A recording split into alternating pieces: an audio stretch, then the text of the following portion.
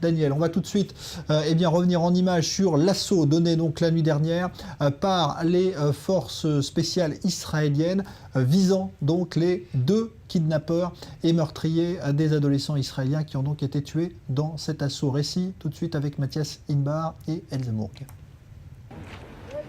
Des stigmates de balles, des murs noircis de fumée. Nous sommes à Hébron. C'est au cœur de ce quartier plutôt central de la ville que se cachaient Marwan Kawasme et Ammar Abou Aïché, les auteurs de l'enlèvement et l'assassinat des 3 jeunes adolescents israéliens le 12 juin dernier. Cela faisait plus de 3 mois que les services de sécurité israéliens les cherchaient et l'opération n'a duré que quelques heures, en plein cœur de la nuit.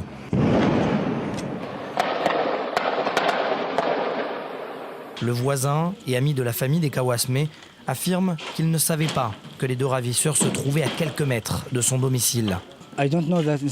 Je ne savais pas qu'ils étaient à l'intérieur, tout le monde en a parlé, mais vraiment je ne sais pas qui était ici.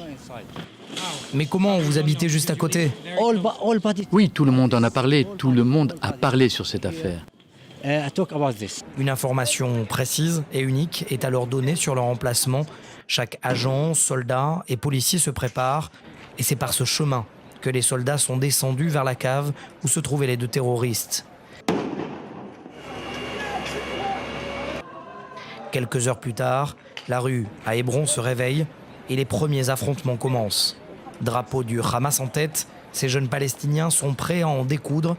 Ils estiment que le retour aux violences en Cisjordanie est inévitable.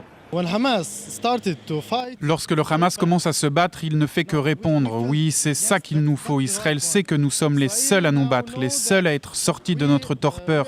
Oui, c'est pour ces raisons que nous soutenons le Hamas. Je ne suis pas du Hamas, mais je le soutiens.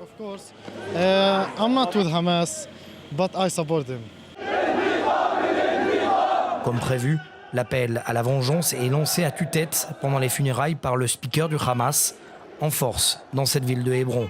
C'est donc dans cette cave que se terraient depuis plus de 3 mois et demi Marwan Kawasme, Ammar Abou Aïché, les auteurs de l'enlèvement et de l'assassinat des 3 jeunes adolescents israéliens le 12 juin dernier. L'opération israélienne Gardien de nos frères est donc terminée avec l'élimination de ces 2 membres du Hamas. Ici, les habitants à Hebron, même s'ils ne parlent que très peu de 3e intifada, veulent absolument venger les leurs.